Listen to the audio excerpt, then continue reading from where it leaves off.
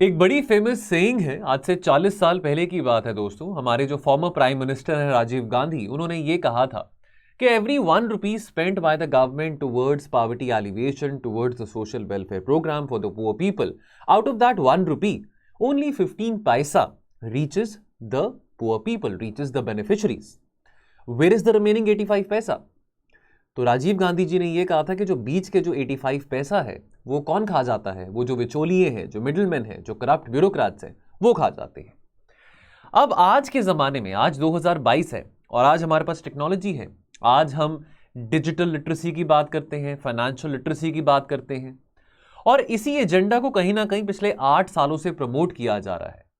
तो अगर मैं बात करूं डायरेक्ट बेनिफिट ट्रांसफर्स की, तो एटलीस्ट ये बात तो अच्छी हुई है कि डायरेक्ट बेनिफिट ट्रांसफर्स के चलते अब लोगों के पास उनके बैंक अकाउंट्स हैं। जनधन योजना के चलते आज के टाइम पे 100% of Indian population they have a savings bank account, और उसके चलते जो डायरेक्ट बेनिफिट ट्रांसफर है, यानी कि जो बेनिफिशियरी है उसके अकाउंट में डायरेक्टली वो पैसा आ जाता है और उस पैसे से वो अपनी सोशल वेलफेयर बेनिफिट्स उठा सकता है।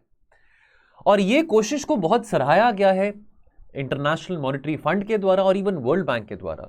ये कोशिश जो है भारत की, जो कि आज बहुत सक्सेसफुल एक मॉडल माना जाता है डायरेक्ट बेनिफिट ट्रांसफर्स का, वर्ल्ड बैंक का तो ये भी कहना है, आईएमएफ का तो ये भी कहना है कि ये मॉडल बाकी डेवलपिंग देशों को भी रेप्लिकेट करना चाहिए।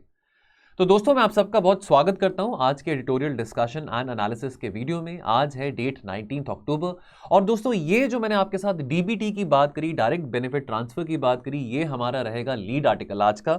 ये आर्टिकल इंडियन एक्सप्रेस में आया है, मेकिंग ऑफ सबका विकास। ये हमारे नीति आयोग के जो सीईओ हैं उन्होंने आर्टिकल लिखा है। और दोस्तों साथ में हम बात करेंगे जो केरल में कंट्रोवर्सी चल रही है, तो क्या गवर्नर एक स्टेट मिनिस्टर को डिसमिस कर सकता है? तो क्या कंट्रोवर्सी है अभी? जैसे कि आप जानते होंगे, केरल के जो गवर्नर हैं आरिफ मोहम्मद खान, उन्होंने ट्वीट किया था कि अगर मैं चाहूं तो मैं किसी स्टेट मिनिस्टर को भी डिसमिस कर सकता हूं। क्या यह पॉसिबल है कि किसी चीफ मिनिस्टर को या किसी स्टेट मिनिस्टर को गवर्नर अपने प्लेजर के अकॉर्डिंगली डिसमिस कर दे? इसके बारे में हम समझेंगे। यह आर्टिकल भी इंडियन एक्सप्रेस में आया है, और एक आर्टिकल क्लाइमेट चेंज से पर्टिनेंट है। यहां पे हम बात करेंगे tipping points of global warming, और क्वेश्चन ऑफ द डे जो रहेगा that will be towards the end of the video. Now पहले तो हम बात करेंगे केरल में जो क्राइसिस चल रहा है, tussle in Kerala, can the governor dismiss a state minister. तो यहां पे दोस्तों पहले हम कंटेक्स्ट को समझें। तो अभी क्या हुआ है, अभी रिसेंटली आरिफ मोहम्मद खान जो कि केरल के गवर्नर हैं, अब देखिए हमने गवर्नर को लेके, राज्यपाल को लेके पहले भी काफी सारे आर्टिकल्स डिस्कस करे हैं। राज्यपाल का क्या रोल रहता है पार्लियामेंट्री डेमोक्रेसी में, इसकी चर्चा हम इस पर्टिकुलर आर्टिकल में करेंगे। और एक बहुत इंपॉर्टेंट टॉपिक भी बनता है हमारे GS2 के एग्जाम में। मैंने आपको कुछ दिन पहले भी कहा था कि गवर्नर के रोल के रिगार्डिंग, चाहे वो ऑर्डिनेंस की बात हो, गवर्नर का रोल हो, ये बहुत पॉपुलर टॉपिक बनता है GS2 के मेंस के क्वेश्चन पेपर में। तो अभी रिसेंटली उन्होंने ट्विटर पे ट्वीट करा कि भी मैं अगर चाहूं तो मैं किसी भी मिनिस्टर को सैक कर सकता हूं, डिसमिस कर सकता हूं, अगर किसी मिनिस्टर ने उंगली उठाई गवर्नर के ऑफिस के टूवर्ड्स। यानी कि गवर्नर का जो ऑफिस है वो बहुत सुप्रीम है, और उसकी डिग्निटी, उसकी मर्यादा बनाए रखना बहुत जरूरी है, उसकी सैंक्टिटी बनाए रखना बहुत जरूरी है। यदि कोई मिनिस्टर अगर उस मर्यादा पे हाथ उठाएगा या सैंक्टिटी पे क्वेश्चन करेगा, तो मेरे पास पावर है कि मैं उस मिनिस्टर को डिसमिस कर दूंगा। क्या ये बात सही है कि क्या? अब देखिए, ये बात तो हम मानते हैं कि भाई गवर्नर का ऑफिस हो, प्रेसिडेंट का ऑफिस हो, चीफ मिनिस्टर का ऑफिस हो, किसी भी पब्लिक सर्वेंट का ऑफिस हो, चाहे वो कोई भी पब्लिक सर्वेंट है, चाहे वो ब्यूरोक्रेट है, चाहे वो चीफ मिनिस्टर है, चाहे वो CAG है, चाहे वो प्राइम मिनिस्टर है, चाहे वो प्रेसिडेंट है, किसी भी सरकारी कर्मचारी के ऑफिस को ऐसे उसकी सैंक्टिटी को मेंटेन करना चाहिए, उंगली नहीं उठानी चाहिए। वो जो सीमा है मर्यादा की, उसको मेंटेन करना बहुत ज्यादा जरूरी है। लेकिन इतना ज्यादा क्या हुआ कि आरिफ मोहम्मद खान जी ने ट्वीट किया। अब कंटेक्स्ट जो है इस लड़ाई का, इस बहस का, वो शुरू होता है कि गवर्नर साहब जो हैं वो अभी अपना असेंट देने को तैयार नहीं है जो केरल का यूनिवर्सिटी लॉज अमेंडमेंट बिल है। अब यहां पे क्या हुआ, चलो आपके मतभेद हो सकते हैं, गवर्नर कोई भी हो। Now you might have your own differences, you might agree to what the state government is saying, you might disagree to what the state government is saying, but you have to give something, you have to give your approval, there has to be a consensus. Otherwise जो constructive काम है state legislature के द्वारा जो किया जाता है, आप उसमें अड़चन डाल रहे हैं। तो आप अपनी पावर्स को मिसयूज नहीं कर सकते कि आप किसी भी लेजिस्लेशन को आप इनडेफिनेटली अपहोल्ड करें। ये बात एक्सेप्टेबल नहीं है। लोगों ने इलेक्ट करा है MLAs को, MPs को, तो वो कंस्ट्रक्टिव काम करते हैं स्टेट लेजिस्लेचर्स में, लेजिस्लेटिव असेंबलीज में, पार्लियामेंट में जाके, तो गवर्नर या प्रेसिडेंट अपनी पावर्स को मिसयूज करें या पॉलिटिकल वेंडिटा के कारण, क्योंकि वहां पे सेंटर में जो रूलिंग पार्टी है वो कोई और है, राज्य सरकार में पार्टी कोई और है, तो पॉलिटिकल गोल सेटल करने के लिए, तो ये बात सही नहीं है। आपको ये बात पता होनी चाहिए और आई एम श्योर आपको ये बात पता भी है। ये बहुत ही बेसिक बात है, पॉलिटी में हम पढ़ते हैं, लक्ष्मीकांत में आपने पढ़ी होगी। गवर्नर अपॉइंट करते हैं स्टेट मिनिस्टर्स को, किसके सलाह पे? On the recommendation of the chief minister. Governor अपने आप सुबह उठ के किसी को नहीं अपॉइंट कर सकते हैं कि आज मेरा मन है कि इसको मैं अपॉइंट करूं, या आज मेरा मन किया कि इसको मैं डिसमिस कर दूं। ऐसा नहीं है। यदि आपने डिसमिस करना है, यदि आपने अपॉइंट करना है, तो वो चीफ मिनिस्टर की एडवाइस पे ही होगा। ठीक है, तो प्लेजर का मतलब ये नहीं कि जो मन चाहा करना है वो आपने किया, ऐसा नहीं होता। This is not the meaning of pleasure as far as the Indian constitution is concern. Governor के पास यूनिलैटरल पावर नहीं है कि वो किसी एक पर्टिकुलर मिनिस्टर को या 2 मिनिस्टर्स को या 4 मिनिस्टर्स को स्टेट कैबिनेट में से डिसमिस कर दे। कब कर सकते हैं? जब जो मुख्यमंत्री हैं, चीफ मिनिस्टर हैं, जब वो सजेशन देंगे, जब वो एडवाइस करेंगे, तभी रिमूव कर सकते हैं। हमारा एक पार्लियामेंट्री सिस्टम है ना, एक हम प्रेसिडेंशियल फॉर्म ऑफ गवर्नमेंट तो नहीं है, हमारा पार्लियामेंट्री सिस्टम है। एक बेसिक सी बात, अब यहां पे प्रीलिम्स में भी आपको पूछा जाता है कि पार्लियामेंट्री सिस्टम का जो बेसिक प्रिंसिपल है वो क्या होता है? कलेक्टिव रिस्पॉन्सिबिलिटी होती है। किसकी होती है? काउंसिल ऑफ मिनिस्टर की होती है। किसके टुवर्ड्स होती है? टू द लोअर हाउस होती है। उसी तरह से अगर हम बात करें स्टेट्स की, तो काउंसिल ऑफ मिनिस्टर है जो कि रिस्पॉन्सिबल होता है लेजिस्लेचर को। तो ये बात तो काफी यहाँ पे स्पष्ट है, हमारे संविधान में बात स्पष्ट करी गई है। जो पोजिशन है गवर्नर की वो कुछ ऐसी ही है जैसे प्रेसिडेंट की है एट द यूनियन, तो वो हेड ऑफ द स्टेट है। So I mean he is at the head of the state's executive power. Now हमको ये भी पता है कि गवर्नर के पास कुछ एक्सेप्शंस हैं, कुछ ऐसे एक्सेप्शनल सर्कमस्टांसेस हैं जहां पे governor can enjoy that discretion. और ये भी कहा जाता है कि गवर्नर की डिस्क्रिशन जो है वो प्रेसिडेंट से ज्यादा है। But again governor can not misuse that discretion which he और she enjoys in exceptional circumstances. Now what is the role जो कि देखा गया था गवर्नर के लिए, है ना? जैसे हम बी आर अम्बेडकर की बात करें तो बी आर अम्बेडकर ने कहा था कि गवर्नर का कोई फंक्शनल रोल नहीं है, गवर्नर के जो रोल में ड्यूटीज आती हैं। गवर्नर एक बहुत इंपॉर्टेंट रोल प्ले करता है कि कैसे सेंटर स्टेट रिलेशन जो है वो थोड़े और बेहतर हो सकते हैं। अब होता क्या है, आमतौर पे अपने जो फेवरेट बंदे होते हैं, चाहे वो रिटायर्ड ब्यूरोक्रेट्स हों या कोई और किसी भी फील्ड में से हो, या कोई एक्स एमएलए हो, कोई एक्स एमपी हो, उनको प्लेकेट कर दिया जाता है रूलिंग पार्टी के द्वारा, कहीं ना कहीं गवर्नर लगा दिया जाता है। कोई रिटायर्ड आईपीएस ऑफिसर हो, रिटायर्ड आईएएस ऑफिसर हो। तो अब यहाँ पे यानी कि अब कोई ट्रांसपेरेंट मैकेनिज्म तो है नहीं कि आप गवर्नर को कैसे अपॉइंट कर रहे हैं, ये तो कोई मैकेनिज्म नहीं है। खैर, पोस्ट को एम्फसाइज किया था कि ए पॉलिटिकल पोस्ट है, रूलिंग पार्टी जो मर्जी है, स्टेट पार्टी जो मर्जी है, स्टेट में कोई मर्जी पॉलिटिकल पार्टी हो, पॉलिटिकल वेंडेटा के लिए, पॉलिटिकल रिवेंज के लिए वहां पे किसी पर्टिकुलर बंदे को गवर्नर नहीं बनाया जाएगा। लेकिन गवर्नर का मुद्दा एक बहुत कंट्रोवर्सी बनता है सेंटर स्टेट रिलेशन में। अब गवर्नर के पास कुछ पावर्स हैं जो कि संविधान में मेंशन है कि भाई आप किसी प्रस्ताव को, आप उसे सहमत हो सकते हैं, आप उसको विथहोल्ड कर सकते हैं, आप उस प्रस्ताव को जो कि राज्य सरकार ने, जो कि स्टेट लेजिस्लेचर ने आपके सामने रखा है, उसको आप प्रेसिडेंट के पास भी भेज सकते हैं कि भाई प्रेसिडेंट साहब के क्या व्यूज हैं इसको लेके। लेकिन यहां पे एक टाइम फ्रेम के अंदर आपने करना है ना। अब गवर्नर के पास ये भी पावर है, determining the time needed for a party to prove its majority, है ना। बट ऐसा क्यों है? चाहे आज की हम रूलिंग पॉलिटिकल पार्टी की बात करें सेंट्रल गवर्नमेंट में, या चाहे यूपीए का जमाना था, चाहे बीजेपी का जमाना है, ऐसा क्यों होता है कि जो सक्सेसिव सेंट्रल गवर्नमेंट्स हैं वो गवर्नर की पोजीशन को एज अ वेपन यूज करते हैं अगेंस्ट द पॉलिटिकल ऑपोजिशन? तो ये एक बात अच्छी बात नहीं है पार्लियामेंट्री डेमोक्रेसी के लिए। अब जो मेन सवाल है कि क्या गवर्नर मिनिस्टर को सैक कर सकता है? फिर मैं आर्टिकल 164 पे आपको लेके जाऊंगा। आर्टिकल 164 डील करता है कि भाई अपॉइंटमेंट ऑफ चीफ मिनिस्टर और जो बाकी उसके काउंसिल ऑफ मिनिस्टर्स होते हैं।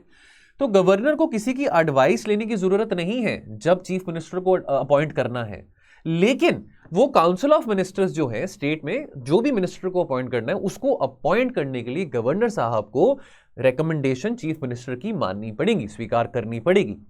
गवर्नर के पास कोई पावर नहीं है कि that he can choose anyone to make a minister. वो पावर कहां से डराइव होती है? He can only appoint a minister only on the advice of chief minister. Therefore governor can not sack a minister just because उनका मन किया कि किसी को वो सैक कर दें, किसी को डिसमिस कर दें। और यहां पे इस आर्टिकल में जो आपके साथ मैं बातें शेयर कर रहा हूं, तो ये बातें किसने लिखी हैं? हमारे जो कॉन्स्टिट्यूशनल एक्सपर्ट हैं, जो फॉर्मर सेक्रेटरी जनरल है लोकसभा के, पीडीडी आचार्य जी, उन्होंने ये बातें लिखी हैं और वो काफी वरिष्ठ एक एक्सपर्ट हैं कॉन्स्टिट्यूशन के मामले में, कॉन्स्टिट्यूशन लॉ में। अब सुप्रीम कोर्ट के क्या व्यूज हैं? तो एक आपको ना, जब इससे कोई आपको पर्टिनेंट क्वेश्चन पूछा जाता है, गवर्नर की पावर्स के रिगार्डिंग क्वेश्चन पूछा जाता है या आर्टिकल 164 के रिगार्डिंग पूछा जाता है, सेंटर स्टेट रिलेशंस में अगर गवर्नर के कंटेक्स्ट में पूछा जाता है, तो आपने ये जजमेंट याद रखनी है। कौन सी? Shamsher Singh versus state of Punjab 1974। तो एक 7 जज कॉन्स्टिट्यूशन बेंच ने क्या कहा था? तो यहां पे यही कहा था कि गवर्नर को जो भी काम करना है, उठना बैठना जो भी काम करना है, चलो पर्सनली तो गवर्नर जो मर्जी काम करना चाहे वो और बात है, लेकिन अगर ऑफिशियल हम काम की बात करें तो देखिए गवर्नर को और प्रेसिडेंट को, जैसे हम प्रेसिडेंट की बात करते हैं, he will work at the advice of council of ministers, तो गवर्नर जो है, गवर्नर साहब जो है, वो भी अपना जो काम, जो अपना एक्सरसाइज करेंगे, जो भी अपना वो काम करेंगे, डिस्चार्ज करेंगे अपने फंक्शंस को, that will be on the advice of the council of ministers. He can not except, कुछ एक्सेप्शनल सिचुएशंस हैं, कुछ एक्सेप्शनल कंडीशंस हैं, बट उनका जो डिस्क्रिशन है वो इतना वाइड नहीं है गवर्नर का कि वो जो उनका मन करे वो ऐसे करेंगे। मैं बार बार रिपीट करता हूं, तमिलनाडु के गवर्नर की हम बात करें, आर एन रवि की बात करें, केरल की हम बात करें, तो अक्सर ये देखा गया कि कंस्ट्रक्टिव लेजिस्लेशंस को, चलो वो लेजिस्लेशन कंस्ट्रक्टिव है, डिस्ट्रक्टिव है, वो बाद की बात है, आपके अपने ओपिनियंस हो सकते हैं, आपके अपने डिफरेंसेस हो सकते हैं, but you have to respect each others opinions. और जबकि ये बात हमारे संविधान में मेंशन्ड है कि गवर्नर को काम ही at the aid and advice of council of ministers करना है, तो इसमें किस बात का डाउट है ना, इसमें तो कोई दुविधा होनी नहीं चाहिए। अब एक्सेप्शनल सिचुएशंस की बात करें तो यानी कि मान लीजिए अगर हम चलो प्रेसिडेंट के कंटेक्स्ट में बात करें या गवर्नर के कंटेक्स्ट में बात कर रहे हैं, तो मान लीजिए कि प्रधानमंत्री हैं या चीफ मिनिस्टर हैं, उनके पास मेजॉरिटी नहीं है, या किसी कारणवश मुख्यमंत्री की या प्रधानमंत्री की डेथ हो जाती है, अब सरकार के पास मेजॉरिटी नहीं है, अगर तो हम बात करें कि भाई जो मुख्यमंत्री हैं उनके पास मेजॉरिटी नहीं है हाउस में, तो they have lost the majority. लेकिन अब गवर्नमेंट ने मेजॉरिटी लूज कर ली, अगर हम राज्य सरकार की बात करें, लेकिन वो ऑफिस छोड़ने को तैयार नहीं है, यानी कि ऑफिस को रिमिट करने को तैयार नहीं है। और जब आपके पास मेजॉरिटी नहीं है तो डिसोल्यूशन ऑफ द हाउस तो होना ही चाहिए, वो तो नेसेसिटी बन जाता है। लेकिन इस एक्सेप्शनल सिचुएशन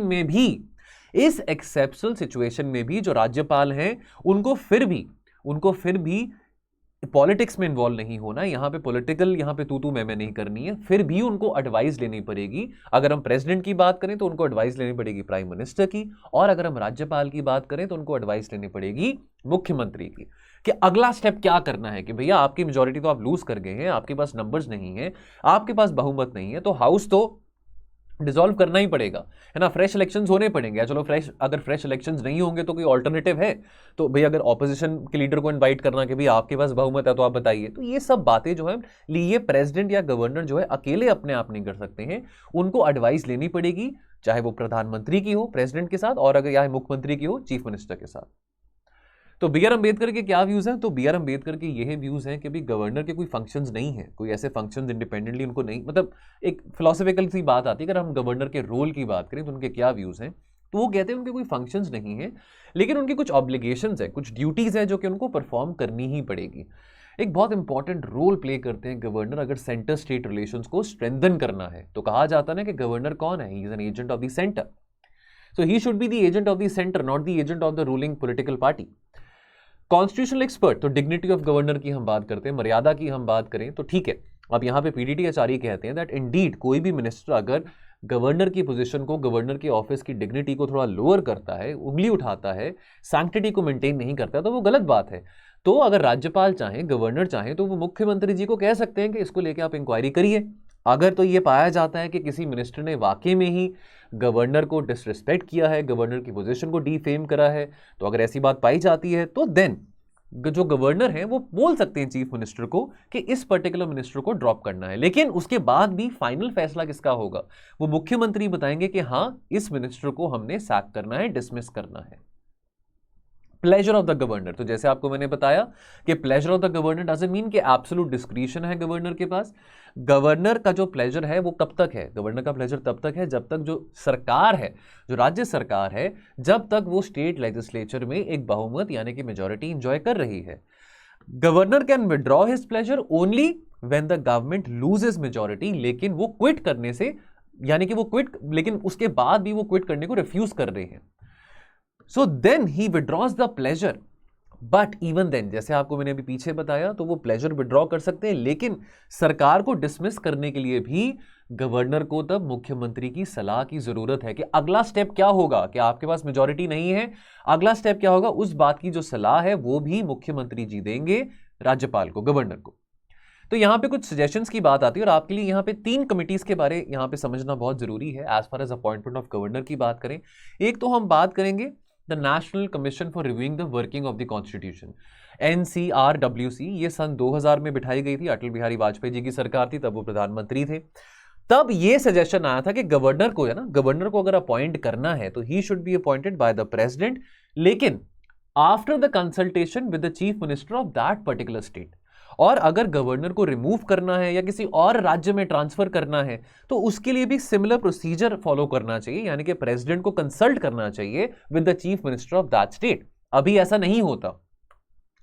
और अगर हम सरकारिया कमीशन की बात करें 1983 में जो कॉन्स्टिट्यूट करी गई थी, उसमें यह कहा गया कि वाइस प्रेसिडेंट जो है और जो स्पीकर है लोकसभा के, उनको कंसल्ट करना चाहिए प्रधानमंत्री के द्वारा as far as the selection of governors is concern. Please इसको नोट करिए, सरकारिया कमीशन, NCRWC, और तीसरी जो है पुंछी कमेटी। अगर हम पुंछी कमीशन की बात करें तो जस्टिस मदन मोहन पुंछी कमेटी को बिठाया गया था सन 2007 में सेंटर स्टेट रिलेशंस के मद्देनजर रखते हुए। और ये जो रिपोर्ट थी पुंछी कमीशन की, मार्च 2010 में सबमिट करी थी, जहां पे ये बताया गया था कि कमेटी बनाई जाए प्रधानमंत्री की, होम मिनिस्टर की, वाइस प्रेसिडेंट की, स्पीकर साहब की, और जो कंसर्न चीफ मिनिस्टर हैं उस राज्य के, अगर तो गवर्नर को चूज करना है, तो अगर किसी गवर्नर को अपॉइंट करना है लेट्स से पंजाब में या लेट्स से मध्य प्रदेश में, तो यानी कि prime minister, home minister, vice president, speaker and the concern chief minister of the concern state, इनको बिठाना चाहिए ताकि वो गवर्नर को चूज करें। ठीक है, सो दोस्तों ये आर्टिकल था। बाकी अगला आर्टिकल जो हमारा है द मेकिंग ऑफ सबका विकास, ये हमारा लीड आर्टिकल है। जैसे आपको मैंने बताया था, परमेश्वरन अय्यर जो कि नीति आयोग के जो CEO हैं, उन्होंने आर्टिकल लिखा है। तो बहुत अच्छी बात है, IMF ने यहाँ पे बहुत ज़्यादा अपलॉड किया है इंडिया की डायरेक्ट बेनिफिट ट्रांसफर स्कीम को, और जिसके चलते कितने लाखों करोड़ों लोगों को, खास करके गरीब लोगों को, किसान भाइयों को, बुजुर्ग लोगों को कितना फायदा पहुंचा है। और ये टेक्नोलॉजिकल इनोवेशन ने बहुत एक इंपॉर्टेंट भूमिका यहाँ पे निभाई है। तो डिजिटल लिटरेसी और फाइनेंशियल लिटरेसी दोनों ही साथ के साथ पैरेलली ग्रो करती रही हैं पिछले 5-7 सालों में। तो ये बहुत बड़ी हमारे लिए एक विक्ट्री है। और यही नहीं, वर्ल्ड बैंक ने भी इंडिया की डायरेक्ट बेनिफिट ट्रांसफर स्कीम को बहुत सराहाया है, और बाकी देशों को भी ये कहा है कि आप इंडिया का मॉडल फॉलो करिए, खास करके टारगेटेड कैश ट्रांसफर का इंस्टेड ऑफ ब्रॉड सब्सिडीज, कि भाई जो इंटेंडेड बेनिफिशरीज हैं उन लोगों तक ही सब्सिडी पहुंचे, और अगर उनको सब्सिडी देनी ही है तो क्यों ना डायरेक्टली उनके बैंक अकाउंट में दो। अब किसी मजदूर को, किसी गरीब इंसान को या किसी किसान को अगर वहां पे लोकल पंचायत सेक्रेटरी के पास या लोकल ब्यूरोक्रेट के पास जाके 500-600 रुपए मांगने हैं, तो इस बात की गारंटी ही क्या है कि जो लोकल ब्यूरोक्रेट है या जो स्टेट ब्यूरोक्रेट है कि वो पैसे उस गरीब इंसान को देगा। तभी तो राजीव गांधी जी ने बात कही थी कि 1 rupee spent towards social welfare, what is the outcome? Only 15 paisa is going towards the poor people. Who is eating the rest of the 85 paisa? The people are eating, the bureaucrats are eating, the middlemen, the bicholia, they are eating that. तो उन्होंने, world bank ने भी praise करा कि इसके चलते, DBT के चलते, India has manage to provide food और cash support to more than 85% of the rural household. तो बहुत बड़ी बात है। तो यहां पे राजीव गांधी की स्टेटमेंट, ये आपको मैं ऑलरेडी बता चुका हूं, तो ये अगेन बहुत अप्रोप्रिएट टाइम है जब हम राजीव गांधी जी की स्टेटमेंट को रिकॉल करें।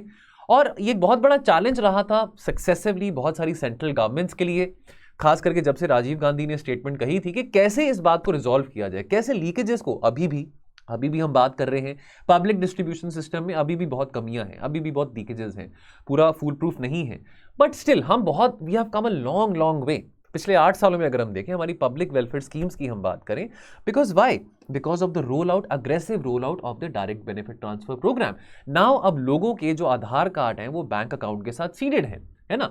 चलो अब ऑब्वियसली यहां पे ये बात भी आती है, सुप्रीम कोर्ट ने ये जरूर कहा था कि देखिए अब ये जरूरी नहीं है कि अगर किसी व्यक्ति के पास आधार कार्ड नहीं है, और अगर उसके पास आधार कार्ड नहीं है तो डेफिनेटली अगर उसका आधार कार्ड लिंक नहीं है बैंक अकाउंट के साथ, तो डजंट मीन कि उस व्यक्ति को सोशल वेलफेयर जो बेनिफिट है जो कि सरकार के द्वारा दिया जा रहा है कि वो ना पहुंचे। तो ये बात क्लियर कर दी थी, ये बीच में ऑब्स्टिकल नहीं बनना चाहिए।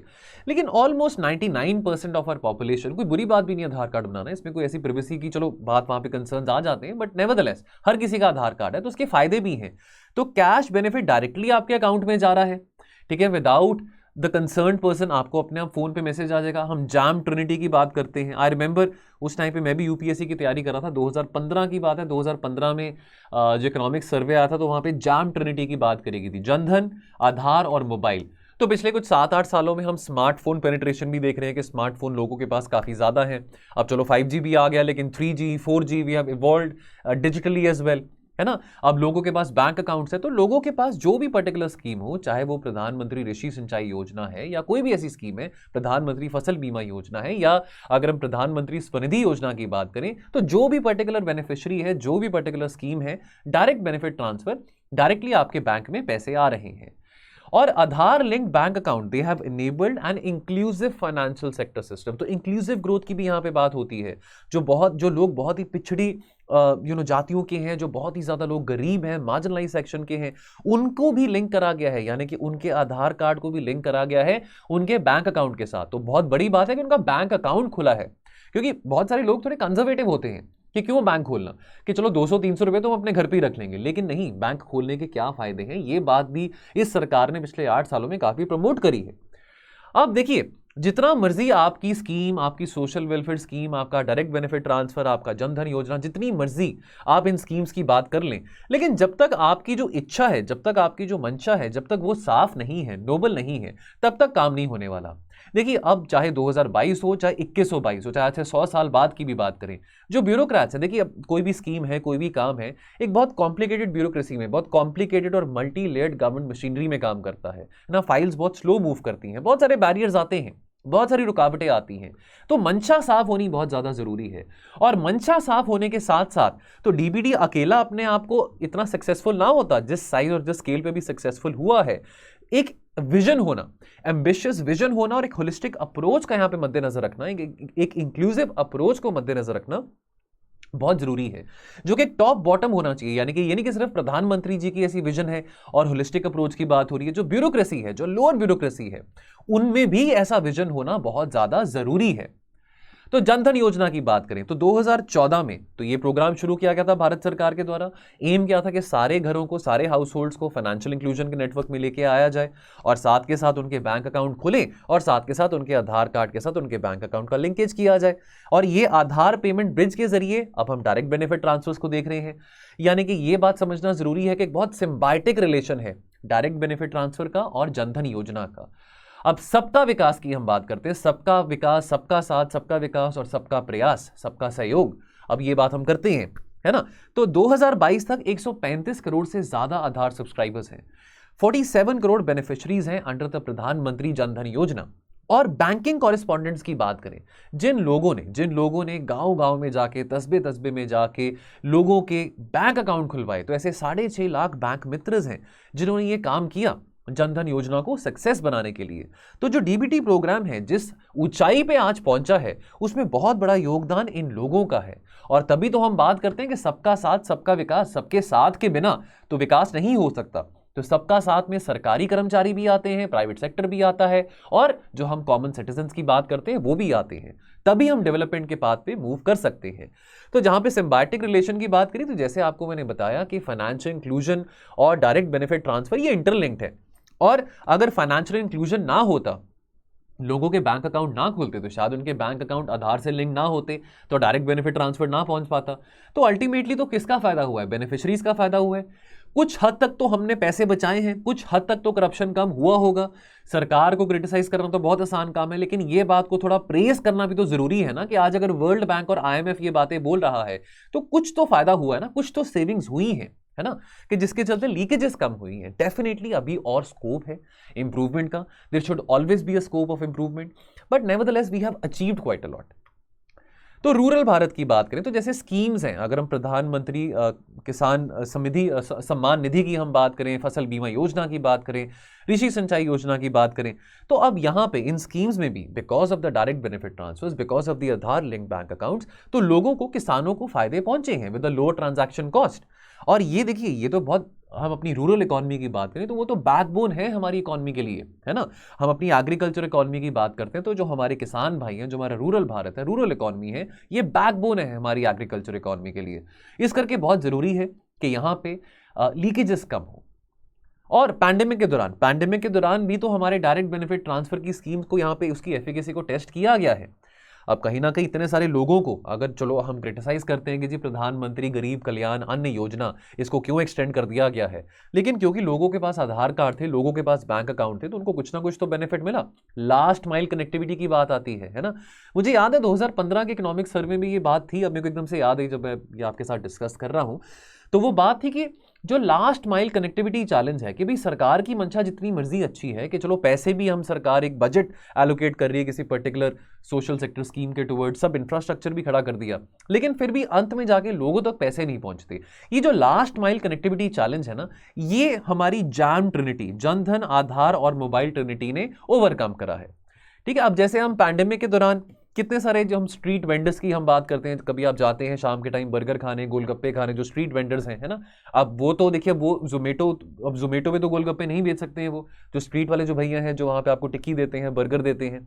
अब जो चाय वाले भैया हो गए, है ना, लेकिन उनको भी बहुत भारी नुकसान हुआ लॉकडाउन के चलते, लोग बाहर नहीं निकल रहे थे तो उनके चलते जो प्रधानमंत्री आत्मनिर्भर स्वनिधि योजना निकाली गई थी, तो अगेन यहाँ पे डायरेक्ट बेनिफिट ट्रांसफर ने एक बहुत इंपॉर्टेंट रोल प्ले किया था कि कैसे इस पैंडेमिक के शॉक को अब्जॉर्ब किया जा सकता है और कैसे लोगों को कुछ हद तक सहायता दी जा सकती है। तो अब आने वाले टाइम में क्या कंप्लेसेंट होना है? जी नहीं, बिल्कुल कंप्लेसेंट नहीं होना। हमको फोकस करना है 4 चीजों पे। कौन सी 4 चीजों पे? डिजिटल लिटरेसी और फाइनेंशियल लिटरेसी, ये तो एक बात होगी, है ना। उसके बाद टेक्नोलॉजी में बहुत सारे लूप होल्स हो सकते हैं, टेक्नोलॉजी में बहुत सारे फेलियर्स हो सकते हैं, तो अब वहां पे जो भी कोई ऐसी प्रॉब्लम आती है, ग्रीवेंसेस लोगों की आती है, उसको क्विकली रिड्रेस करना वो बहुत जरूरी है। और कंटिन्यू करना कि हम कैसे अवेयरनेस बढ़ा सकते हैं। इतनी सारी योजनाएं हैं, चलो हम तो यूपीएससी की तैयारी करते हैं तो हमको इन योजनाओं के बारे में पता लग जाता होगा, पर बहुत सारे ऐसे लोग हैं भारत में जिनको नहीं पता कि कैसी कोई स्कीम्स हैं, कौन सी ये डायरेक्ट बेनिफिट ट्रांसफर क्या चीज़ होती है, कौन सी सोशल सेक्टर स्कीम है जो कि मेरे लिए बनाई गई है, और कैसे हम इनोवेशन के जरिए इसको और ज़्यादा बेहतर कर सकते हैं। तो यहाँ पे हमको सराहाया गया है वर्ल्ड बैंक और IMF के द्वारा, तो लेकिन अभी यहाँ पे कंप्लेसेंट होने का टाइम नहीं है। अंत में यही बात कहना चाहूँगा।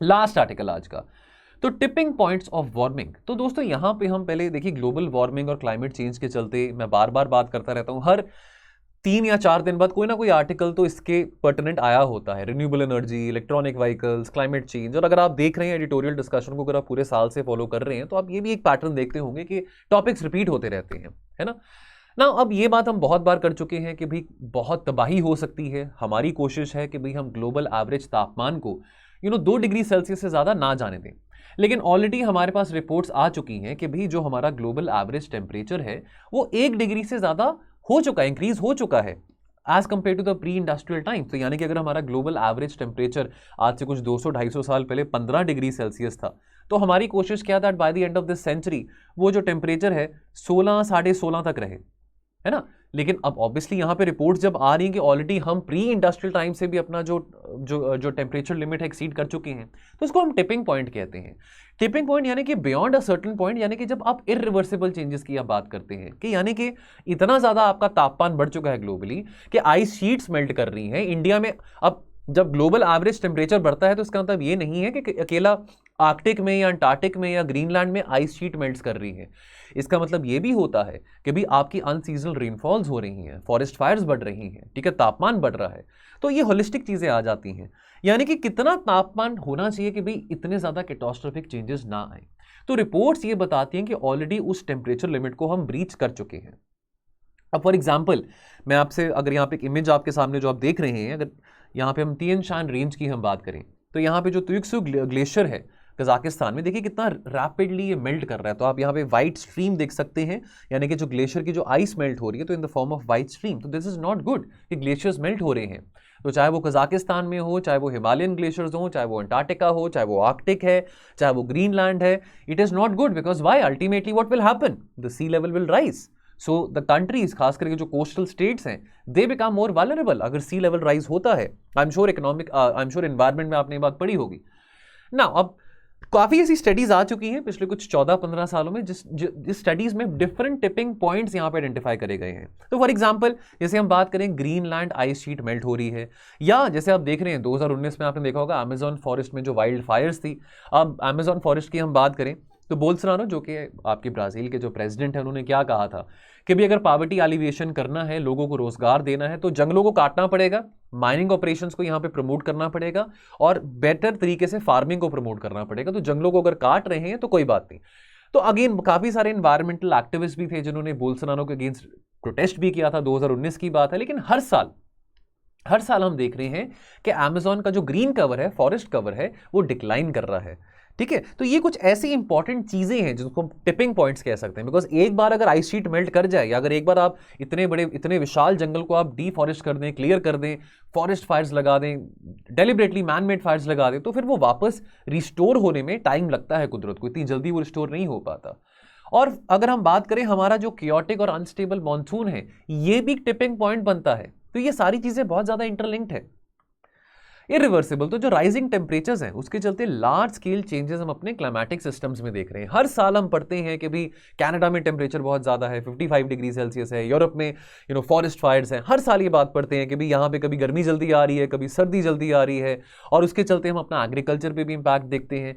तो चाहे वो हीट वेव्स हो, उसके चलते राबी हार्वेस्ट इंपैक्ट होता है, या चाहे वो अनसीजनल रेनफॉल हो खारिफ हार्वेस्ट के टाइम पे, तो उससे हमारा हार्वेस्ट इंपैक्ट होता है।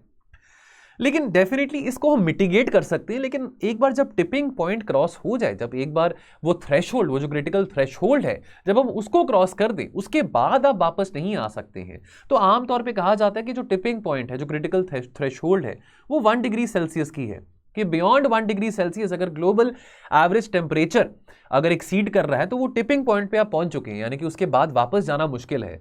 तो यहां पे तो देखिए अभी 1.1 डिग्री सेल्सियस हम ऑलरेडी एक्सीड कर चुके हैं as compared to the pre-industrial revolutions time. तो ग्रीनलैंड आइस शीट की बात करें तो देखिए क्या होता है, बेसिक लेमन टर्म में हम समझते हैं तो ग्रीनलैंड आइस शीट जो है वो मेल्ट कर रही है। अब वो मेल्ट कर रही है तो अब जैसे शीट मेल्ट करेगी तो उसका जो ऑल्टीट्यूड है, जो हाइट है, वो भी रिड्यूस करेगा। अब हमको ये भी पता है कि कम हाइट में जो हवा होती है वो गर्म होती है, ज़्यादा हाइट में जो हवा होती है वो ठंडी होती है। तो जैसे जैसे हाइट कम होगी, थिकनेस कम हो रही है, तो ग्रीनलैंड की जो आइस शीट की जो हाइट कम हो रही है, तो यानी कि वो उतना लोअर लैटिट्यूड्स पे आ रहा है, और लोअर लैटिट्यूड्स पे वार्म एयर ज्यादा होती है, और लोअर लैटिट्यूड्स पे वार्म एयर ज्यादा होने के कारण जो मेल्टिंग का प्रोसेस है वो और ज्यादा तेज हो जाता है। तो ये चीजें इरिवर्सिबल हैं। तो यहां पे आप देख सकते हैं, अगर आप इसको पीडीएफ को भी डाउनलोड करेंगे तो ग्रीनलैंड का यहां पे आप मैप देखिए, थॉड आइस, अनसर्टन और फ्रोजन। तो आप यहां पे मैप में देखिए जो ब्लू वाला एरिया है ना, वो फ्रोजन आइस है। तो फ्रोजन आइस वाला जो एरिया है वो कितना कम हो रहा है, और जो आपका थॉड आइस है वो कितना ज्यादा एरिया जो रेड में डिनोटेड है वो बढ़ रहा है, देयर बाय शोइंग कि जो ग्रीनलैंड में आइस है वो मेल्ट कर रही है। अब अमेज़न रेन फॉरेस्ट की हम बात करें तो जैसे आपको मैंने बताया कि भी बोल्सोनारो ने कहा कि भी वहां पे फार्मिंग को प्रमोट करो, माइनिंग को प्रमोट करो, कोई बात नहीं, जंगलों को काट दो, डिफॉरेस्टेशन कर दो, आग लगा दो। तो इससे क्या हो रहा है, आप बेसिक अगर आप ज्योग्राफी में आप एनसीईआरटी पढ़ते हैं 7th 8th क्लास की, तो आपको इतनी बात आपने भी पढ़ी ही होगी, है ना। एक 7वीं 8वीं क्लास के बच्चे को भी पता होगा कि ओशंस हो या ट्रीज हो वो क्या होते हैं, फॉरेस्ट और ओशंस क्या होते हैं, वो रेजर्वॉयर्स होते हैं कार्बन डाइऑक्साइड की। तो किसका नुकसान होने वाला है, बात सोचने वाली है कि नहीं है, किसका नुकसान हो रहा है इतने पेड़ पौधों को काट के। बारिश और कम होगी, आप बिल्कुल बंजर जमीन है, बारिश नहीं होगी, एरिड लैंड होगा। तो ये चीजें इरिवर्सिबल हैं, ये चीजों को आप नहीं कर सकते हैं कंटेन फिर। क्या आपको पता है बहुत सारे एरियाज हैं हमारी, अगर हम वर्ल्ड की बात करें, जो कि परमानेंटली फ्रोजन होते हैं, जिसको हम पर्माफ्रॉस्ट कहते हैं। और वो इस स्टेज में ना, ऐसा नहीं कि 1-2 साल में रहे हैं, ऐसा नहीं है कि वो 1-2 साल में 2-3 साल में रहे हैं, वो सदियों से, हजारों सालों से वो इसी स्टेज में रहे हैं, और काफी ज्यादा मात्रा में कार्बन डाइऑक्साइड जो है वो ट्रैप किया हुआ है। इतने सारे जानवर हैं, इतने सारे पेड़ पौधे हैं, इतने सारे लोग हैं, जब मर जाते हैं तो वहीं पे दफन हो जाते हैं। अब उसके चलते जो पर्माफ्रॉस्ट लेयर्स जो है ना, because of the decomposition of the organic matter, तो क्या होता है कि permafrost layers over the period of so many centuries, they have accumulated over 1700 billion tonnes of carbon in the form of CO2 and methane. तो देखिए कितना ज्यादा reservoir of carbon dioxide है। तो अगर ये मेल्ट करेंगे जो पर्माफ्रॉस्ट एरिया है, तो जो कार्बन डाइऑक्साइड की जो मात्रा है वातावरण में वो और बढ़ जाएगी। तो ये बात सोचने वाली है यहाँ पे। आईपीसीसी की 6th असेसमेंट रिपोर्ट की हम बात करें, इसके 3 पार्ट्स आए थे, और इस रिपोर्ट में ये बात कही गई थी कि भैया 2025 तक ना हम अपनी ना ग्लोबली जो ग्रीन हाउस गैस इमिशन है उस पर पीक कर जाएंगे। अब अगर तो हमने आने वाले समय में अगर हमने टारगेट मेंटेन करना है कि by the end of this century कि हम global average temperature 1.5 degree Celsius से ज्यादा ना बढ़ाएं या उससे कम रख सकें, तो हमको लगभग 43% ग्रीन हाउस गैस मिटिगेशन करना पड़ेगा, रिडक्शन करना पड़ेगा as far as the current levels is concerned by 2030। तो अगर फिर भी नहीं कर पाएंगे तो फिर कैटास्ट्रॉफिक डिजास्टर्स तो डेफिनेटली होंगे, और इसका सोसाइटी के ऊपर बहुत ही भारी इंपैक्ट होगा। तो दोस्तों ये हमारे 3 आर्टिकल्स थे, और दोस्तों जाने से पहले question of the day, discuss the evolution of the direct benefit transfer regime in India. Suggest measures to strengthen the efficacy of DBT in the times to come. बहुत इजी क्वेश्चन है, 250 words में। कहां answer करना है आपने?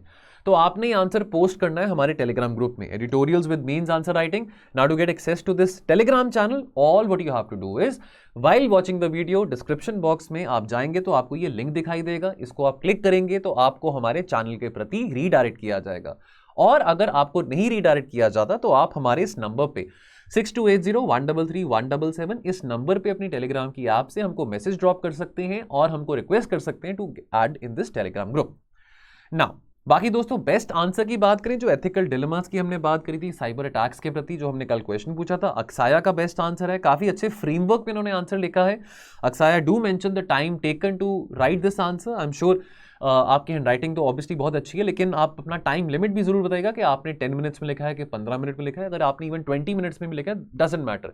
The idea is that आप अपने inertia से बाहर निकल के क्वेश्चंस को लिखिए। मैं पार्टिसिपेशन देख रहा हूं टेलीग्राम में काफी कम हो गई है लोगों की as far as the answer writing is concern, but otherwise ऐसे फ्लो चार्ट टाइप मैसेजेस करने के लिए, टेलीग्राम में स्पैम करने के लिए बहुत सारे बच्चे फिर मैसेज करते रहते हैं। लेकिन जब कंस्ट्रक्टिव बात हो तो बहुत कम पार्टिसिपेशन देखने को मिल रही है। तो but I really praise Akshaya, because Akshaya बहुत ही रेगुलरली अपने आंसर्स लिख रहे हैं और काफी बार उनका आंसर बेस्ट आंसर में भी आया। So please do read this answer. इसको शाम को पिन कर दिया जाएगा along with the model answer as well.